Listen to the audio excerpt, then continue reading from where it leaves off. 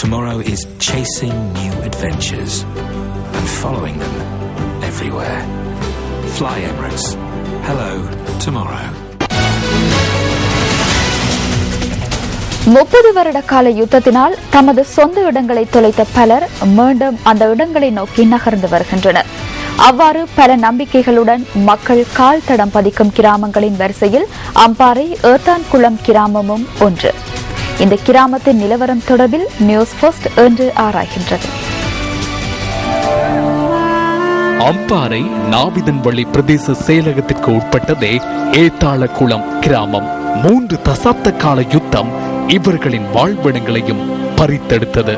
இந்த நிலையில் ஒவ்வொரு இடங்களிலும் தமது வாழ்க்கையை கொண்டு நடத்த வேண்டிய கட்டாயம் இந்த கிராம மக்களுக்கு ஏற்பட்டது. பல்வேறு இன்னல்களை எதிர்கொண்ட சுமார் 55 குடும்பங்களைச் சேர்ந்த மக்கள் இன்றும் தமது எதிர்பார்ப்புகளை தொலைத்த நிலையிலேயே வாழ்கின்றனர்.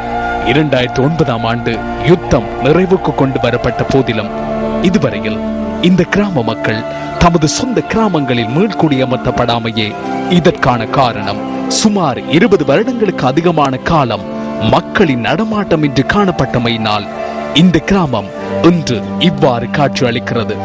எனினும் இந்த கிராமத்தை விட்டு வெளியேறிய 4 குடும்பங்கள் மாத்திரம் மீண்டும் தமது சொந்த இடங்களை நோக்கி வருகை தந்துள்ளனர். எஞ்சியுள்ள 51 குடும்பங்களைச் சேர்ந்தவர்களும் தமது சொந்த இடங்களில் மீள் குடியேற ஆவலாக இருந்தாலும் அதற்கான சந்தர்ப்பம் ஏற்படுத்தி கொடுக்கப்படவில்லை.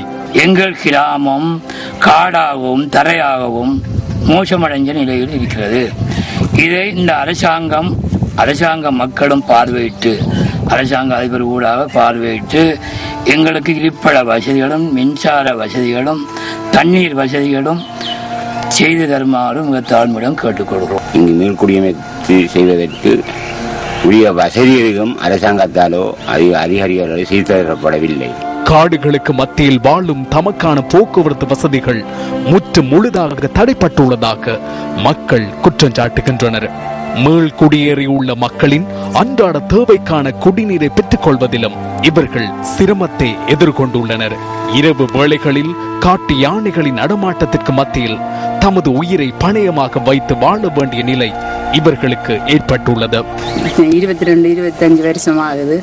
நீங்க எங்களுக்கு ஒரு ஏற்பாடு செஞ்சு தரணும். இதுக்கு நாங்க மிச்சம் கஷ்டத்துல நிலைமையிலே வீட்டு திட்டம் எங்களுக்கு தரணும்.